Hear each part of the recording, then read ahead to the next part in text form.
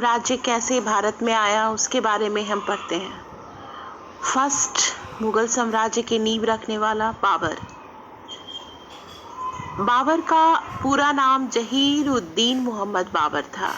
यह भारत में बाबर के रूप में प्रसिद्ध हुआ। बाबर का जन्म 14 फरवरी 1483 ईस्वी फरगना में हुआ था। बाबर की मृत्यु 26 दिसंबर 1530 ईस्वी में आगरा में हुई थी। वह तुर्की जाति के जगताई वंश से संबंधित था।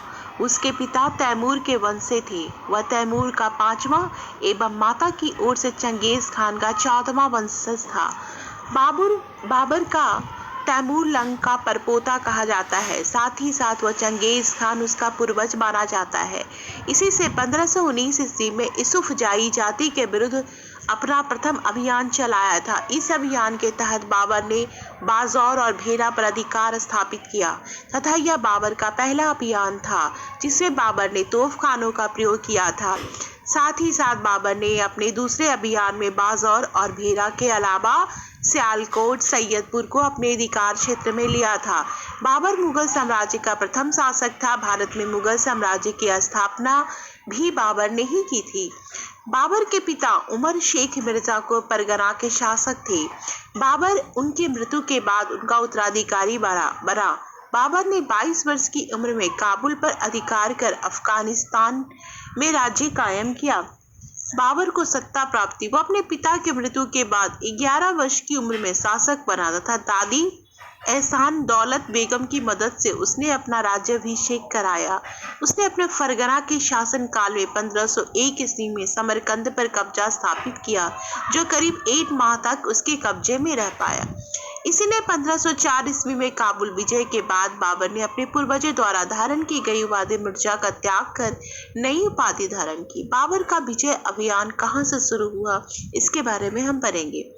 बाबर ने 1526 ईस्वी में पानीपत के प्रथम युद्ध में दिल्ली सल्तनत के अंतिम वंश के सुल्तान इब्राहिम लोदी को हराकर भारत में मुगल वंश की स्थापना की। उसने अपना चौथा युद्ध-अभियान 1524 ईस्वी में किया था।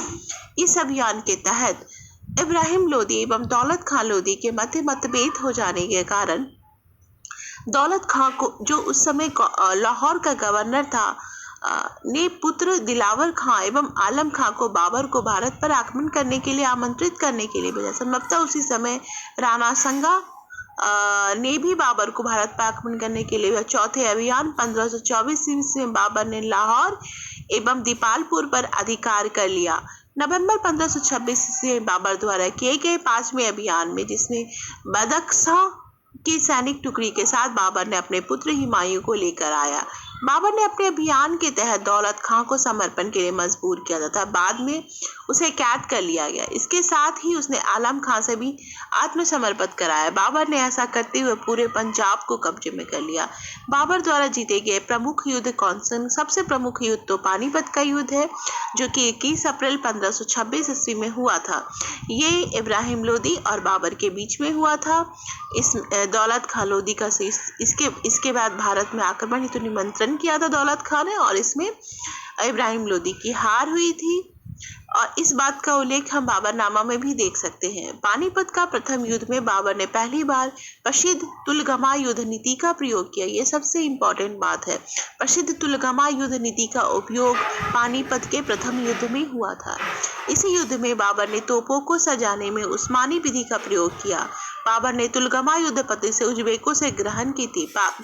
पानीपत के युद्ध में बाबर ने अपने प्रसिद्ध निशानेबाज उस्ताद अली मुस्तफाई की सेवा ली। इस युद्ध में प्राप्त धन को बाबर ने अपने सैनिक अधिकारी नौकरों सगे संबंधियों में बांट दिया और इसी बंटवारे में हुमायूं को कोहिनूर हीरा मिला था जो ग्वालियर नरेश राजा विक्रमजीत से छीना गया था। कहा जाता है कि बाबर ने भारत विजय के उपलक्ष्य में काबुल निवासियों को एक चांदी के सिक्के का उपहार स्वरूप दिया।